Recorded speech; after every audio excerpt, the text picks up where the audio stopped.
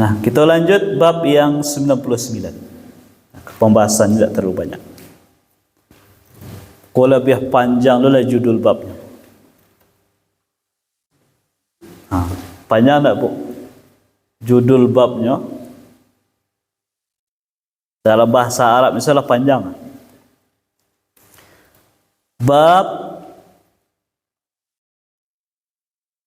istihbabu taqdimul yamin fi kulli ma huwa min babi takrib kal wudu'i wal ghusli wa tayammum wa labsi thawbi wan na'li wal khuffi was sarawili wa dukhulil masjidi was siwaki wal iktihali wa taqlimil azfari wa qassi syaribi wa naqfil ibti wa halqir ra'si والسلام من الصلاة والأكل والشرب والمصافحة واستلام الحجر الأسود والخروج من الخلاء والأخذ والعطاء وغير ذلك مما هو في معناه.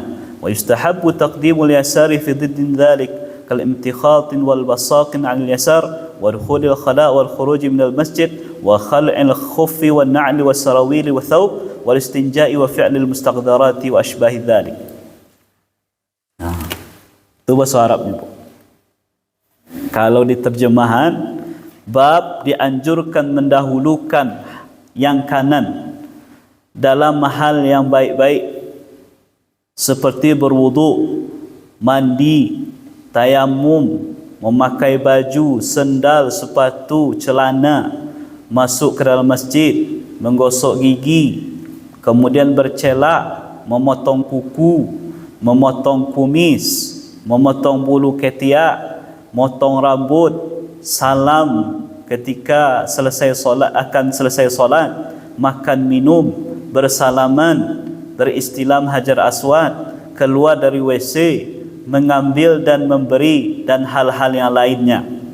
Dan dianjurkan mendahulukan yang kiri dari lawan dari hal yang tadi, seperti imtikhat, kita bahas nanti maksudnya. Kemudian meludah ke arah kiri, keluar dari WC, masuk ke WC, keluar dari masjid, melepas sepatu, melepas sendal, melepas celana, melepas baju, kemudian beristinja, dan hal-hal, melakukan hal yang berkaitan dengan hal yang kotor-kotor dan yang lainnya. Nah, jadi ada kalonyo mendahulukan yang kanan, ada kalonyo mendahulukan yang kiri.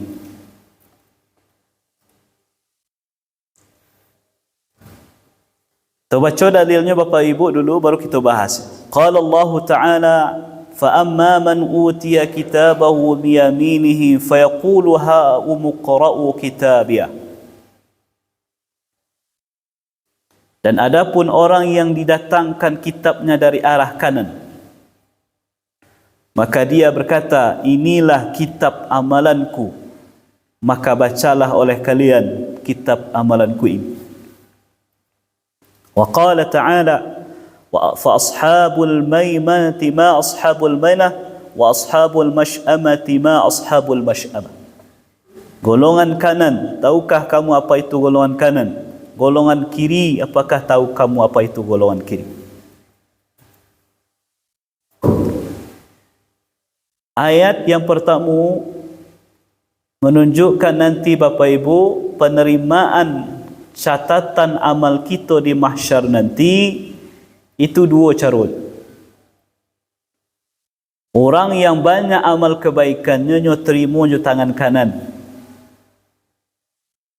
dan orang yang banyak amal keburukannya terima di tangan kiri.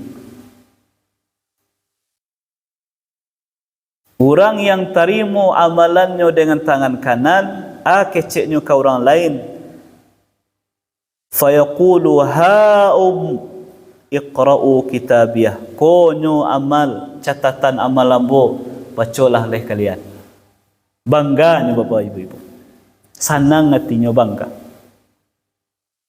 Ibarat anak-anak di sekolah ke Bapak Ibu dapat nilai 100, nyu calian-calian ke kawan, aku nilai lambo 100, rancak-rancak, senang hatinya. Tapi kalau dapat nilai ampek, ni nak main jalan kawannya, tak, sagan lah, malu. Nah, mudah-mudahan kita nanti di akhirat menerima catatan amal dari tangan kanan, menunjukkan kebaikan kita lebih banyak dari keburukan.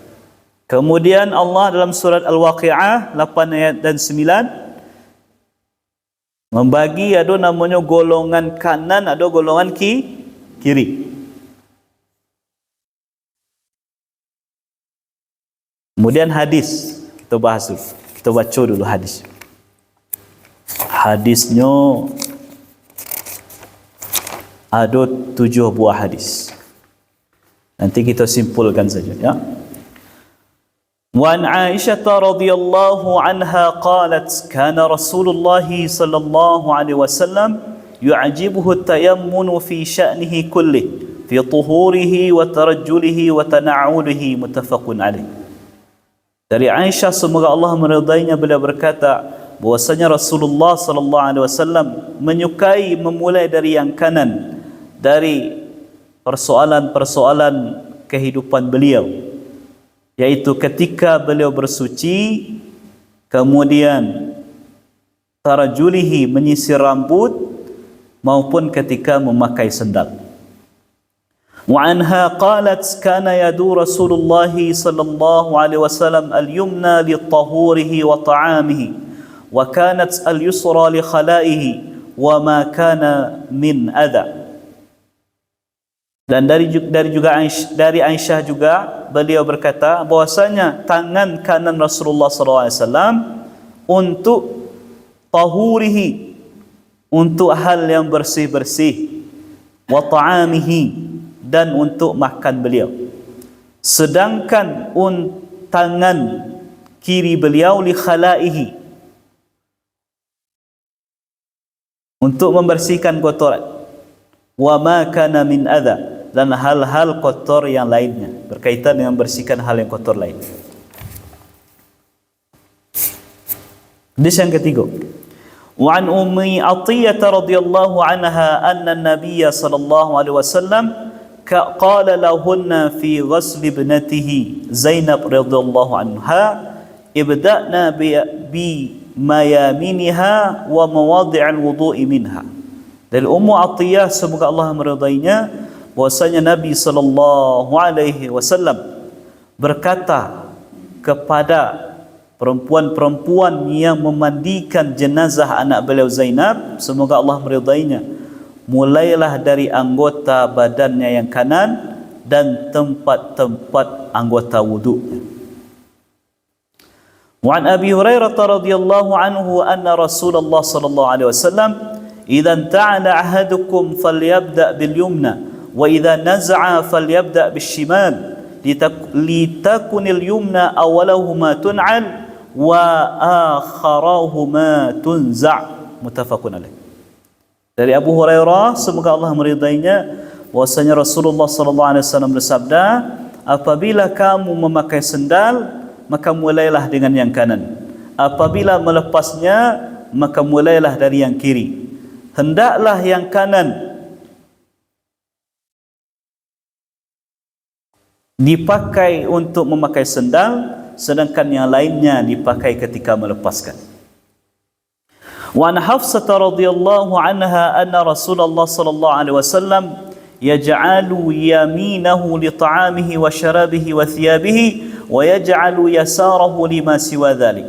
Dari Hafsah, semoga Allah meridainya, bahwasanya Rasulullah sallallahu alaihi wasallam menjadikan tangan kanan beliau untuk makan, minum, memakai pakaian, dan menjadikan tangan kiri untuk persoalan-persoalan yang lain daripada itu. Wa an Abi Hurairah radhiyallahu anhu anna Rasulullah sallallahu alaihi wasallam qala idza labistum wa idza tawadda'tum fabda'u bi ayyaminikum. Dari Abu Hurairah, semoga Allah meridainya, bahwasanya Rasulullah sallallahu alaihi wasallam bersabda, apabila kamu memakai pakaian, berwudu, maka hendaklah kamu mulai dari yang arah kanan. Wa an Anas radhiyallahu anhu anna Rasulullah sallallahu alaihi wasallam ata minan fa atal jamrata faramaha thumma ata manzilahu bimina wa nahara thumma qala lil halaq khudh wa ashara ila janibihi al-ayman thumma al-aysar thumma ja'ala yu'tihi an-nas. Muttafaqun alaih. Dari Anas, semoga Allah meridainya, bahwasanya Rasulullah sallallahu alaihi wasallam pada hari pelaksanaan haji datang ke Mina.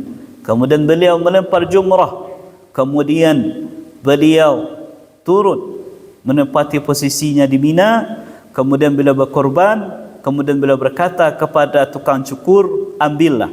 Beliau isyaratkan kepada arah yang kanan, kemudian yang kiri. Kemudian beliau suruh kepada sahabat untuk membagi-bagikan rambut beliau itu kepada orang lain.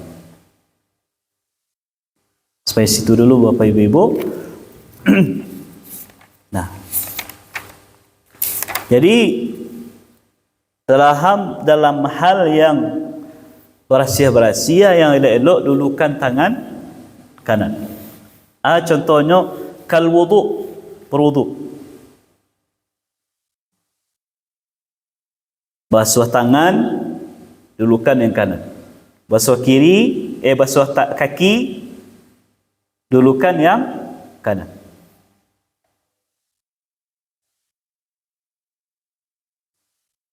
Wal ghasli, dan mandi. Hakikat mandi itu Bapak Ibu, mau itu mandi wajib atau mandi sunat, intinya adalah mengalir air ke seluruh tubuh. Itu sahnya. Jadi kalau mandi wajib awak junub kah, bagi yang sudah bersih dari haid, dari nifas, pokoknya mengalir air ke seluruh tubuh sah. Tapi yang sesuai yang dilakukan oleh Nabi, yang lebih sempurna itu pelaksanaannya. Yang pertama, mana kita dulu Bapak Ibu? Wuduk dulu. Lah selesai wuduk, siram kepala. Bilas-bilasilah kepala itu dulu. Lah siram, lah dibilas, basuh arah kanan dulu. Lah selesai arah kanan, basuh arah kiri setelah itu. Itu sunnahnya kalau mandi. Kalau ingin lebih sempurna pelaksanaan ibadah berupa mandi tadi. Tapi kalau ada orang yang menyiram sembarang tapi basah seadanya, sah nak mandinya? Sah. Kemudian tayamum. Tayamum itu juga. Tayamum tu anggota yang diusap Bapak Ibu.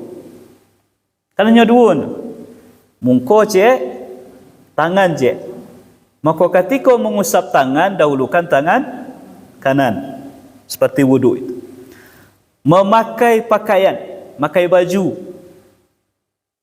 Sorongan lengan baju yang kanan dulu. Mau baju kemeja, mau baju kaos, mau jaket, segala macam. Sorongan tangan kanan dulu. Baru nanti tangan kiri. Kemudian memakai sendal.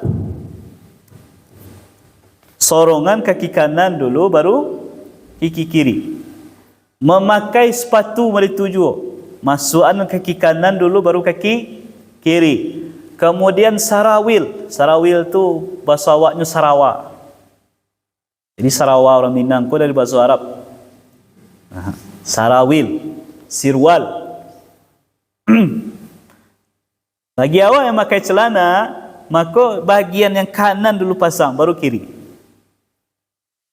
Wa dukhulul masjid, masuk masjid, kaki kanan dulu, baru kiri. Gosok gigi. Kerana awak gosok gigi kau nak beraturan saya. Biasanya orang dari mungko dulu. Dari mungko, kemudian ada yang ke arah kiri dulu atau ke kanan dulu. Yang sunnahnya mulai dari kanan dulu.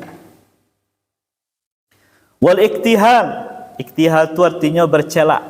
Jangan kau pakai celak. Celak kau Bapak Ibu, indahnya untuk ibu-ibu. Laki-laki pun, Nabi pun bercelak. Tapi ada orang salah pakai. Nabi bercelak tu hanya kalalok.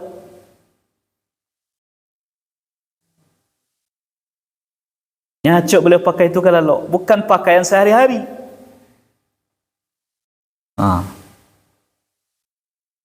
Bukan sehari-hari. Karena keseharian itu untuk ibu-ibu dan perusi, terutama dalam rumah. Nah, celak yang sabana celak tu Bapak Ibu, ya, yang apa namanya yang alami itu ternyata gunanya salah satunya untuk ubik matu. Nah, kalau laki-laki dianjurkan makanya kalalok. Kalau ibu-ibu terserah. Karena ibu-ibu celak itu bisa juga sebagai bentuk berhias, terutama di hadapan mahram awak. Jadi ketika kau pakai celak itu dahulukan yang kanan.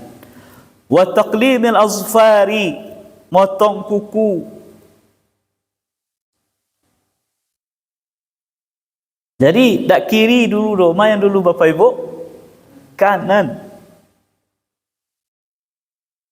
Lalu jari yang dari jari yang Nah, kau tak ada dalil khususnya. Tak ada kita temukan dalil khusus dari Nabi. Nabi itu memotong jari beliau dari mana dulu? Jempol kah dulu, jari tengah dulu atau mah? Tapi dari sebagian referensi yang membaca, kalau tangan kanan mulainya dari kelingkiang dulu. 1, 2, 3, 4, 5. Kalau tangan kiri mulainya dari ampu dulu. 1, 2, 3, 4, 5. Tapi itu tidak menjadi kemestian. Salah satu bentuk saja. Tapi yang jaleh, mulailah dari tangan kanan dulu, baru tangan kiri. Kemudian waqassi syarib. Bagi apa-apa yang punya sungai itu kan dianjurkan diberasihan. 2 sunnah sungai itu. Pertama diberasihan bana, yang kedua ditipihan. Beda jangguik. Kalau jangguik disunnahan dipanjangan, dipadian. Nah, kadang di masyarakat awak tak balik. Jangguik babihan sungai. Tabahan. Walaupun tak berdosa yo, tapi menyalahi sunnah. Menyalahi sunnah. Jadi apa-apa kami yang punya sungai 2 sunnahnya. Di cukup habis atau di tipihan. Itu namanya qasus syarib. Nah, sedangkan lihya janggut, mau janggut apa namanya jambang, gurambeh cik orang awak. Itu nama masuk lihya sadoy. Sunnahnya dipadian, dipanjangan. Kok dirapian boleh. Tapi dulu sebagian orang pendapat Bapak Ibu untuk sekadar merapian saya tak boleh. Pokoknya dari awal banyak tumbuh sampai mati padian zaman tu. Makanya ada orang gurambeh yang panjang itu. Hanya sekedar sisir zen. Tapi kalau memotong, jangankan memotong, biar ciek ze. No, tak boleh. Itu orang yang pemahamannya zahiriyah namanya. Yang membaca teks, dalil hanya zahir saja. Terserah, mau diamalkan itu boleh-boleh zen. Tetapi secara umum, ulama tak ada melarang. Kalau ingin dirapikan, silahkan. Karena secara umum, penampilan seorang muslim itu harusnya rapi. Kemudian wanatfil ibti.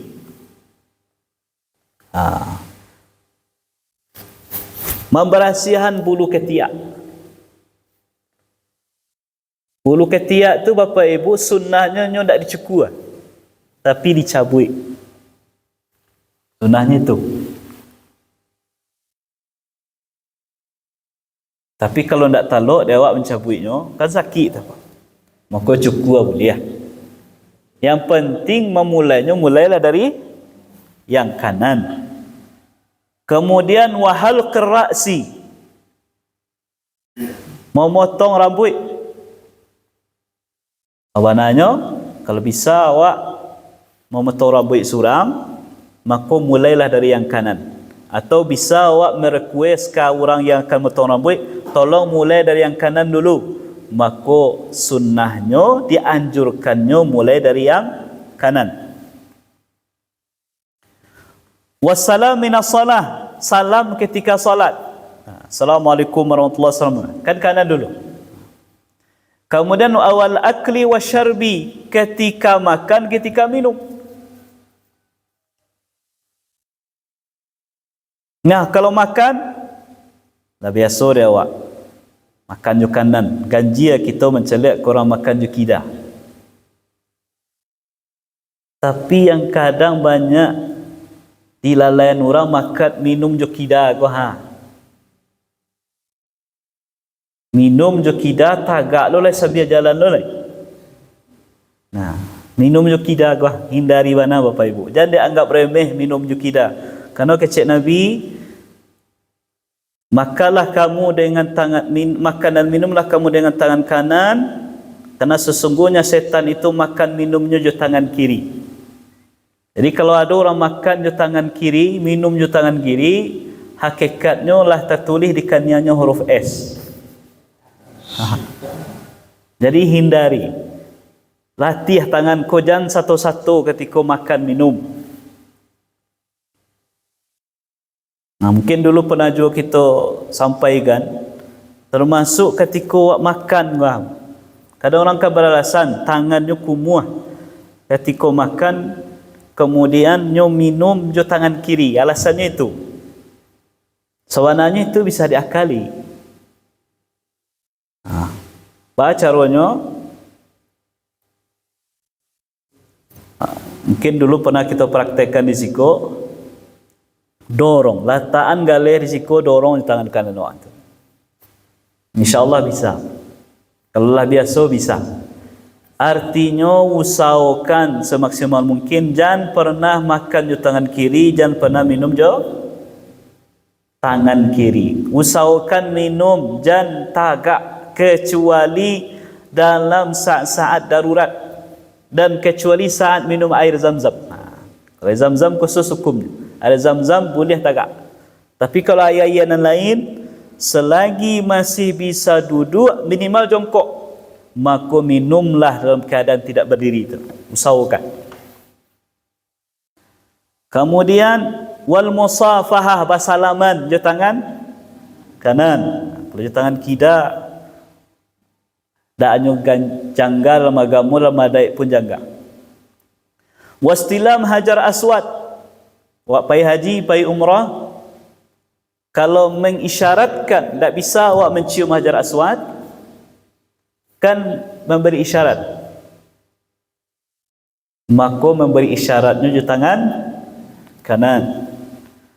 Wal khuruj minal khala, keluar dari WC, keluar dengan kaki kanan. Wal akhdhi wal ata, mambiak jo magiah jo tangan kanan, jangan jo tangan kiri. Wa ghairi dzalik mimma huwa fi ma'na, dan persoalan-persoalan yang lain yang semakna dengannya. Contoh yang lain Bapak Ibu.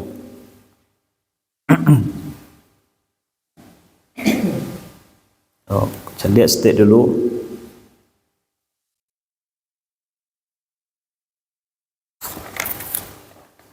Awak bahas yang tak berkaitan, tapi kalau memakai cincin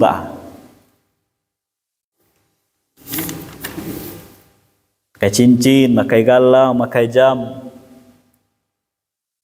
Nah, memakai cincin, Nabi memakai cincin Bapak Ibu. Cincin Nabi itu ada berapa macam. Tapi yang terkenal itu cincin beliau itu dari perak. Kemudian di atasnya tertulis tulisan, ada diukir tulisannya Muhammad Rasulullah. Muhammad Rasul Allah.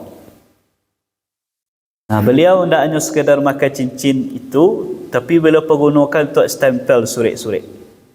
Jadi orang menandakan surat itu asli dulu Bapak Ibu dengan stempel. Stempel itu di cincin. Stempel. Tertulis di situ Muhammad Rasulullah. Nah, kalau kita gabungkan beberapa riwayat, ternyata Nabi kalau memakai cincin itu kadang memakainya di kanan, kadang memakainya di kiri. Jadi persoalan memakai cincin apakah di kanan di kiri itu sesuai ma yang nyaman jawab. Di kanan boleh, di kiri boleh. Termasuk ibu-ibu yang pakai galang pun begitu.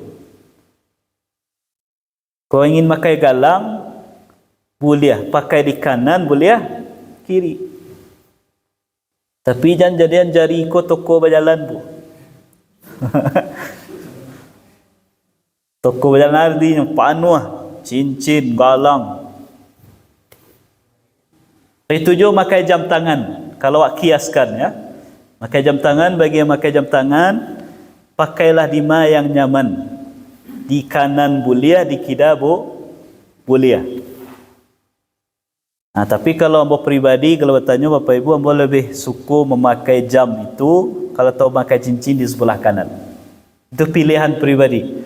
Tapi tidak perlu mempermasalahkan kok ada orang yang memakai jam, memakai cincin, memakai galang segala macam di sebelah kiri. Disilahkan. Kalau ingin dikiaskan ke hal yang lain.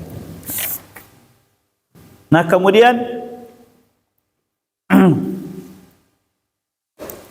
dianjurkan mendahulukan yang kiri kapan? Seperti al-imtikhat. Imtikhat itu awak setelah berkumur-kumur ketika beruduk, maka kita oleh Bapak Ibu kalau membersihkan hidung. Membersihkan hidung itu disunnahkan menghirup air. Kecuali di saat puasa. Hirup air, masuknya kemari, kemudian keluar. Ketika mengeluarkannya, malasiannya, tujuh tangan kida sunnah. Ambil air tangan kanan. Gitu. Itu namanya imtikhat. Kemudian wal basaq anil yasar. Meludah. Kalau ingin meludah, ludah ke arah kiri. Jangan ke kanan, boleh ke muka. Nah, dalam mimpi kan itu cerita dalam hadis Nabi. Kalau awak mimpinya mimpi buruk, berlindunglah kepada Allah dan meludahlah ke arah kiri.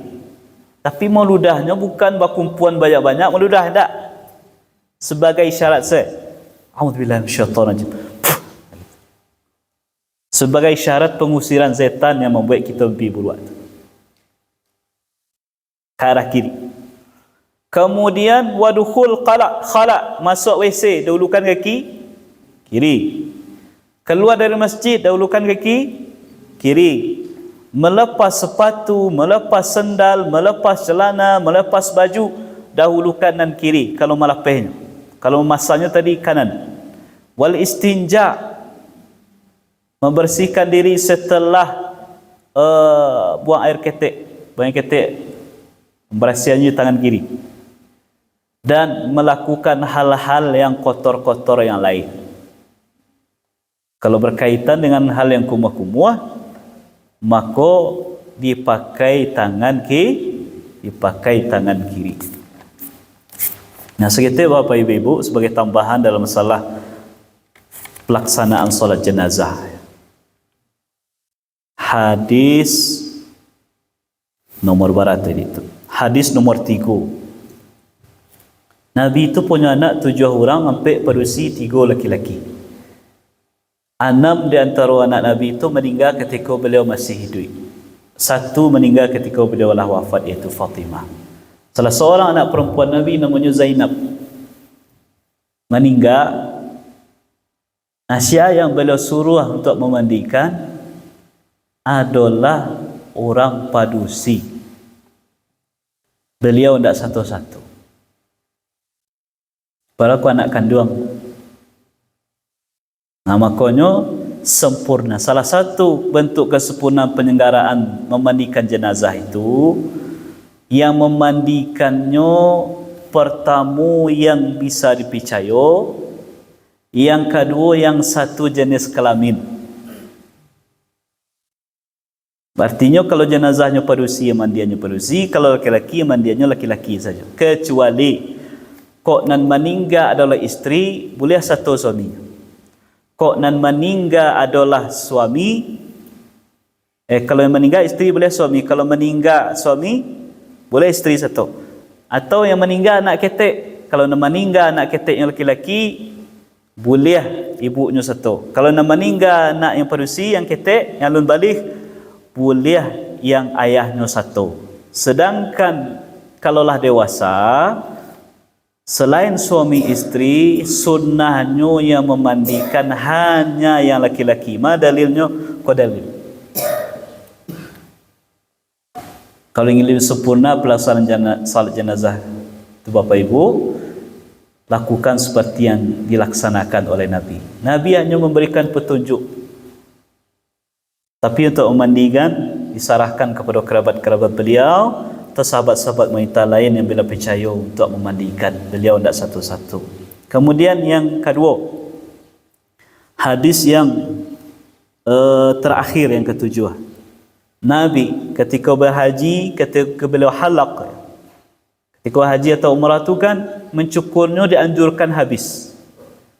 Nah, Nabi ko biasanya Bapak Ibu, keseharian beliau orangnya bukan orang botak, berambut. Bahkan terkadang beliau rambutnya sampai ke baunya, panjangnya. Tapi tak mantu setarui, terkadang sampai ke bahu. Nah, ketika ibadah haji, proses mencukur itu, beliau suruh memulai dari yang kanan dulu baru yang kiri.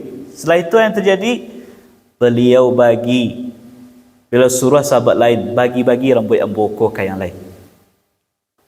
Artinya, anggota tubuh Nabi itu berkah sadonya. Anggota tubuh Nabi itu berkah. Makanya berabuilah sahabat membiak. Ada yang membiak salai, yang membiak dua alai. Bahkan Khalid bin Walid itu Bapak Ibu punya sorban atau punya peci, terselip di peci beliau tu sehelai rambut Nabi.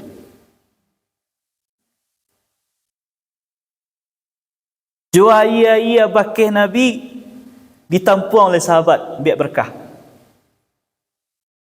Bahkan dalam riwayat yang lain, sampai ke ludah, sampai ke darah Nabi, diambil berkah oleh sahabat. Tapi ingat, hanya khusus untuk Nabi dan keadaan lain. Ada sebagian Bapak Ibu yang pernah dengar cerita tentang aliran-aliran menyimpang. Ayah kebasuh tangan gurunya di perabuian tu. Perabuiannya untuk diminum. Bahkan yang lebih parah daripada itu, ayah basuhan kaki gurunya.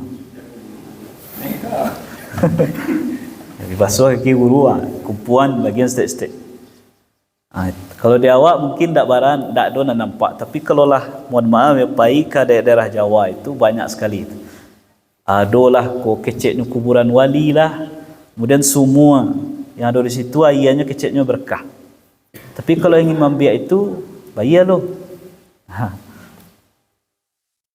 Yang jaleh, yang disepakati oleh ulama, yang betul-betul berkah, rambutnya, airnya, bahkan ludahnya sampai ke darahnya, itu adalah yang bersumber dari Nabi SAW. Dalilnya mah, kau dalil. Jadi kalau ada Bapak Ibu nanti mencari video di YouTube misalnya, ada di suatu negara disimpan rambut Nabi, batu-batu disimpan, tak usahlah herat bakok meritu mana hanya sekadar untuk rambut. Itu bukan sekadar rambut biasa. Rambut penuh berkah dari siapa? Dari manusia paling mulia, yaitu Nabi besar Muhammad sallallahu alaihi wasallam. Tapi kalaulah diberlakukan ke yang lain, apa yang menjadi pertanyaan awak? Sedangkan sahabat-sahabat yang mulia Abu Bakar, Umar, Utsman, Ali itu, sejauh riwayat yang kita tahu, tidak ada sahabat-sahabat lain yang mengambil berkah dari rambutnya, dari yang lain-lain, dari sumber, dari tubuh beliau yang ada. Nah, mungkin itu yang bisa kita kaji sebuah hari ini lah, jam 6:43, artinya lah masuk waktu solat sunat syuruk awal. Alhamdulillah bisa kita kaji, telah selesai 2 bab, kemudian 9 buah hadis yang kita baca, kerana maknanya bisa kita ringkaskan insyaAllah. Lah selesai namanya satu pembahasan tentang Kitabul Adab. InsyaAllah berikutnya masuk awak lagi Kitabu Adabit Ta'am, pembahasan tentang adab makan minum bah. Jadi makan dan minum Ada berapa hadis, banyak hadis yang akan kita kaji nanti insya-Allah. Terima kasih atas kehadiran Bapak Ibu dan mohon maaf atas segala kekurangan. Wabillahi taufiq wal hidayah. Wassalamualaikum warahmatullahi wabarakatuh.